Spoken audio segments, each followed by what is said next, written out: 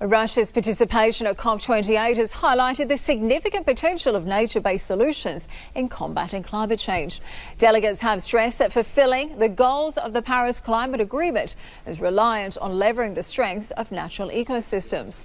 During the Russian side events program focusing on silence as a foundation for addressing climate change issues in the cryosphere and hydrosphere, officials said that Russia pays close attention to the evolving climate sector because it directly impacts their operations.